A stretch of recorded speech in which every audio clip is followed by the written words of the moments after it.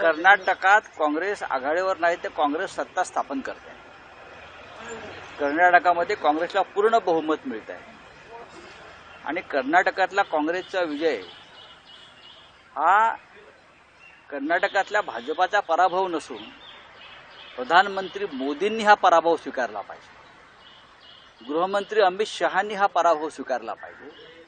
कारण या दोन प्रमुख नेत्यांनी कर्नाटकमध्ये अक्षरशः तंबू ठोकला होता. जे प्रत्येक निवडणुकीत बंगालमध्ये, कर्नाटकात, त्याच्यामुळे हा पराभव जर कोणाचा असेल तर कर्नाटकच्या जनतेनं मोदी आणि शहांना झिडकारलेला आहे. हे मान्य करा. लोकशाहीमध्ये अनेक ठिकाणी मी पाहिलं, महाराष्ट्रातून काही लोक गेले प्रचाराला, ते जिथे जिथे गेले तिथे सगळीकडे भाजपचा पराभव झाला. या राज्यातून मोठी टोळी गेली होती काँग्रेसच्या पराभवासाठी, महाराष्ट्र एकीकरण समितीच्या पराभवासाठी, पण त्या प्रत्येक ठिकाणी भारतीय जनता पक्षाचा दारुण पराभव झालेला दिसतोय. मी आधी म्हणालो होतो की कर्नाटकातला निकाल हा 2024 साठी विरोधी पक्षाच्या आघाडीच्या सत्तेचा दरवाजा उघडणारा असेल. 2024 साली सुद्धा याच पद्धतीचे निकाल लागतील. ही एक लोकभावना आहे. ही देशाच्या मन की बात कर्नाटकातून बाहेर पडली. प्रधानमंत्र्यांचं कोणी ऐकलं नाही, गृहमंत्र्यांच्या दबावाला कोणी जुमानलं नाही आणि राज्यातून भाजपच्या ज्या टोळ्या आल्या प्रचारासाठी खोके घेऊन, त्यांच्या दबावाखाली कर्नाटकची जनता बळी पडली नाही. आता मी ऐकतोय की जरी पराभव झाला असला तरी तोडफोड करून काही बनवता येईल का यासाठी प्रयत्न सुरू आहे कर्नाटकात. करू द्या. सर बजरंग बलीचा देखील प्रचार करण्यात आला, केरला स्टोरीचा देखील प्रचार करण्यात आला. बघा, कोणती स्टोरी चालली नाही, फक्त लोकशाहीची स्टोरी चालली. और बजरंग बली की गदा तो उनके ही सर पर पड़ी है, भाजपा के, बीजेपी के. आप देखो बजरंग बली जो है वो प्रभु श्री राम का एक सच्चा अनुयायी था और जहां सत्य था वहां ही गया. तो मुझे लगता है कर्नाटक में श्री राम और बजरंग बली सत्य के साथ रहे. कर्नाटक चुनाव के परिणाम आ रहे हैं, उसको लेकर हिंदी नगर मैं ये बता रहा हूं कि हमने पहले भी कहा था कि कर्नाटक में किसी भी हालत में मोदी जी और अमित शाह जी का पराजय होगा. अगर कांग्रेस जीत गई है तो मैं ये हार मानता हूं मोदी जी और अमित शाह जी.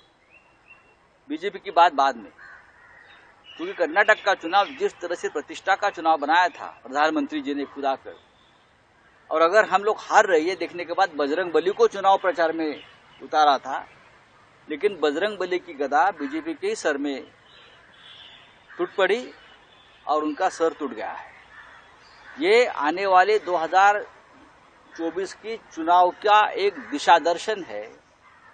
2024 में क्या होगा? 2024 में यही होगा जो कर्नाटक में हुआ.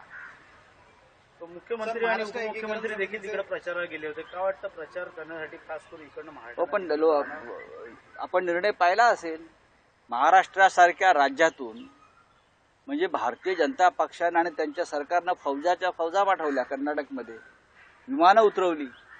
विमानात कार्यकर्ते कमी आणि खोके जास्त होते, पण कर्नाटकच्या जनतेनं या खोके सरकारच्या लोकांनी लाथाडून लावलेलं आहे. अनेक राज्याचे मुख्यमंत्री गेले, योगी आदित्यनाथ गेले, सगळे गेले. मोदी आणि शहाने तिथे तंबूच ठोकला होता. पण प्रत्यक्षात आपण पाहतोय की कर्नाटकमध्ये जरी पूर्ण निकाल आले नसले तरी जे ट्रेंड्स दिसत आहेत ते काँग्रेसच्या बाजूने.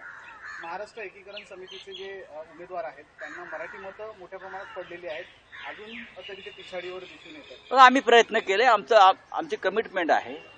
आम्ही हार जीत पाहत नाही. तिकडलं मराठी मतं एकत्र राहावीत यासाठी आम्ही जात असतो. तरी आम्हाला आशा आहे की आमची एखादी सीट एकीकरण समितीची लागेल. पण या जागा पडाव्यात यासाठी एकनाथ शिंदे आणि देवेंद्र फडणवीस यांनी तिथे पैशाचा महापूर उचला होता. आपल्याच लोकांचा पराभव करण्यासाठी ही गद्दारी. जनतेने अखेर धडा शिकवला. कोणाला भाजप गाडलं चला धन्यवाद। सर समीर सर, आपने आज सामना में आज गया है, बहुत ड्रामा हुआ था महाराष्ट्र में, उसके बाद अभी केस ड्रामा ही हुआ था ना, सच क्या था उसमें? ड्रामा होता है। नवाब मलिक जी जो बात कहते थे और हम नवाब मलिक के समर्थन में थे, तब भारतीय जनता पार्टी के सब लफंगे इस अधिकारी के समर्थन में खड़े रहे थे, सड़क पर उतरे थे। We support so and so officer, जिसके ऊपर ये सब चार्जेस लगे थे। अब उसके बारे में क्या उनकी राय है, बीजेपी ने अधिकृत रूप से बताना चाहिए अब वो क्या कहना चाहते हैं।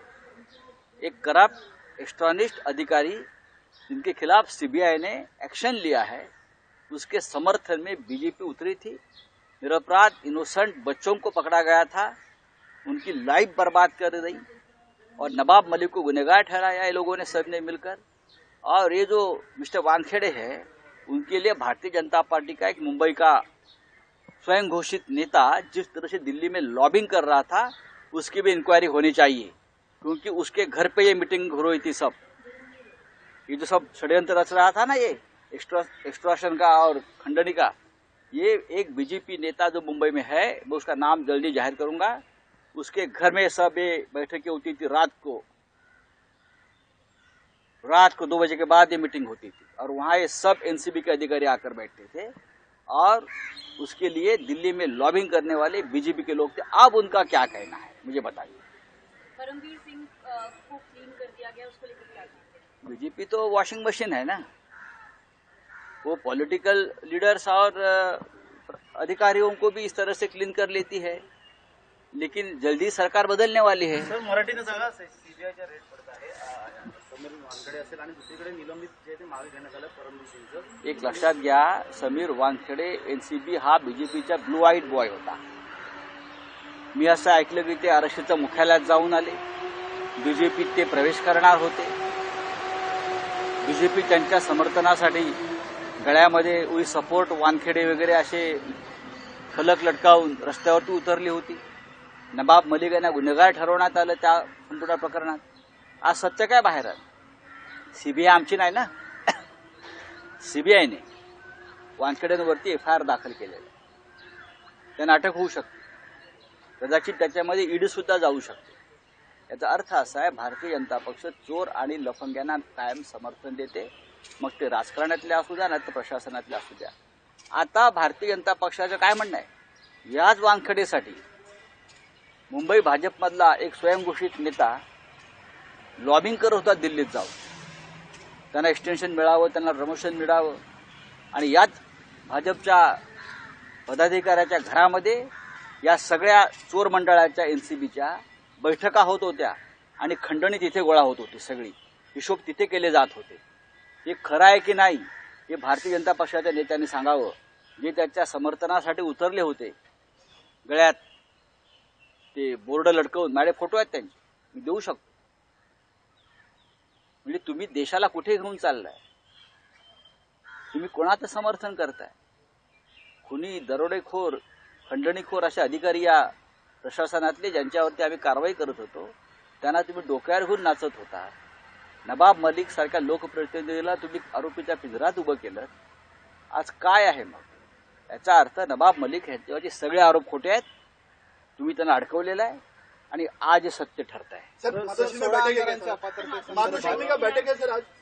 वो तो हमेशा बैठक होती है। आपत्ती संदर्भात लवकर निर्णय घ्यावा असं उद्धव ठाकरे म्हणतात, तर मला कोणी मुदत देऊ शकत नाही असं राहुल नार्वेकर म्हणतात। बघा, राहुल नार्वेकर विधानसभेचे अध्यक्ष आहेत, त्यांना सर्वोच्च न्यायालयाने मुदत दिली आहे। विधानसभा अध्यक्षांनी विधानसभा अध्यक्षासारखं वागावं, ते घटनेच्या खुर्चीवर बसले आहेत। हे अरेतुरे आणि दरतरच्या भाषा कोणी करू नयेत। सर्वोच्च न्यायालयाचे जे निर्देश आहेत ते पाळायला पाहिजेत। आम्हाला माहिती आहे, अनेक पक्षांतर करून विधानसभा अध्यक्ष सध्याच्या पक्षात पोहोचले आहेत, त्याच्यामुळे त्यांना पक्षांतराविषयी फार घृणा असेल असं मला वाटत नाही।